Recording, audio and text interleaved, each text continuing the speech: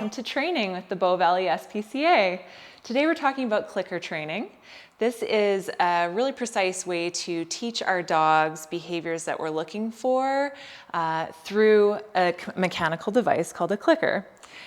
So the way this works is rather than them getting used to our voice and hearing us talk constantly, it's interrupted with a mechanical sound that's going to automatically signal that a reinforcement is coming. So when the dog hears the click, they're going to receive a treat, and then they know that they've done something good. So they associate what they've done with the click, and that's going to continue to progress them in the right direction. So you can break it down into baby steps where they will learn as you go, and if you've gone too far, you take a step back.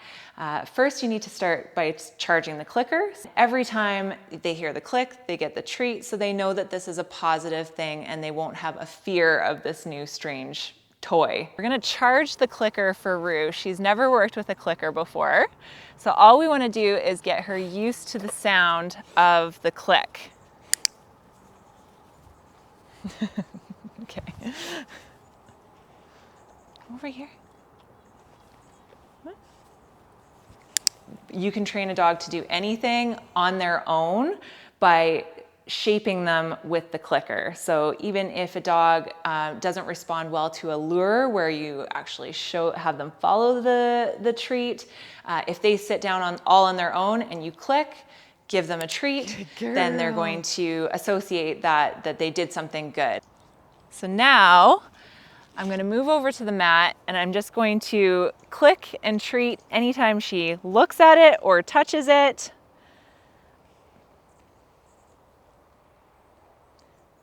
I don't really want her to look at me right now. I want her to look at the mat.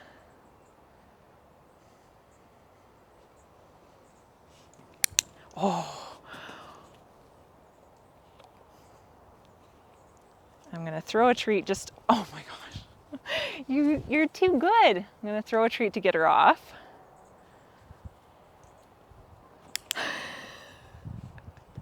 So since she's already sitting on it, I'm going to raise my criteria. I'm gonna wait until she sits on it before I click.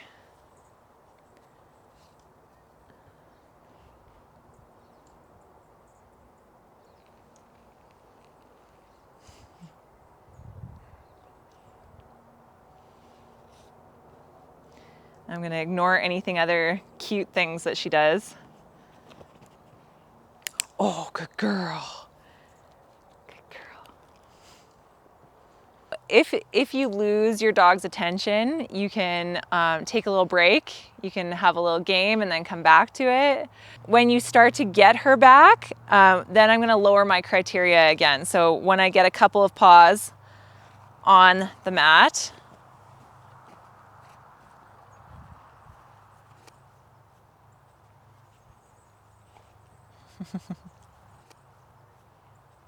I'm just trying to move my body so that she knows that I'm trying to get her attention.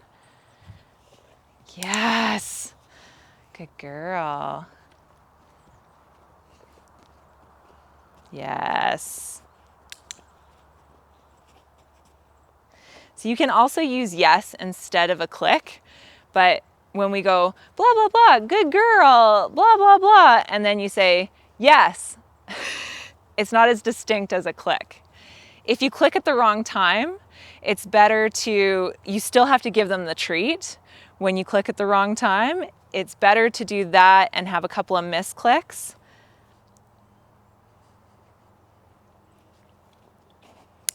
Good girl.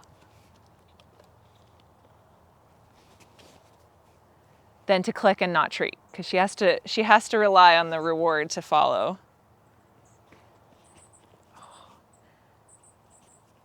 Once they're consistently doing that, then you can add the cue. So if they're doing it consistently, they're responding to the clicker, then you're going to add a cue. And at that point, then you can phase out the clicker. You don't need to click for the rest of their training lives.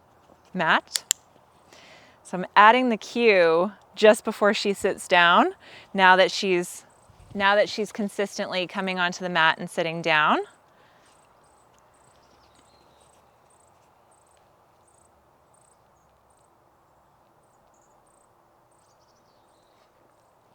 mat, good.